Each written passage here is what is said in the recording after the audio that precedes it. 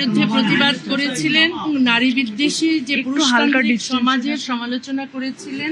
মৌলবাদী ধর্মান্ধ লোক মুসলিম সমাজের, ওরা কলকাতায় তার কবর দিতে দেয়নি। তখন পানিহাটিতে একজন প্রগতিশীল মুসলমান জায়গা ছিল, সেই জায়গা তিনি দিয়েছিলেন যেন খুব গোপনে তার লাশ যেন পানিহাটিতে বেগম রোকেয়াকে কবর দেওয়া হয়।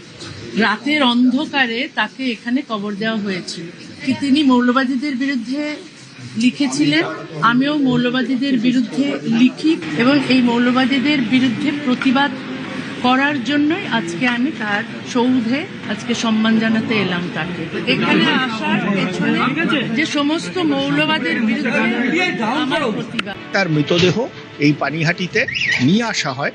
তারই অন্যতম এক আত্মীয়, তার পারিবারিক বাগান বাড়ি ছিল এই পানিহাটিতে এবং সেখানে এসে তাকে কবরস্থ করা হয়েছিল। তারই আত্মীয় হবিবুল্লাহ বাহার চৌধুরীর বক্তব্য থেকে এটা বোঝা যায় যে সেই দিনে এমন কিছু ঘটেছিল যেটা হয়তো প্রকাশ্যে আসেনি, কিন্তু সেখানে একটা অপ্রীতিকর পরিস্থিতি তৈরি হয় এবং সেই কারণেই রোকেয়ার মৃতদেহ কলকাতাতে সমাহিত করা যায়।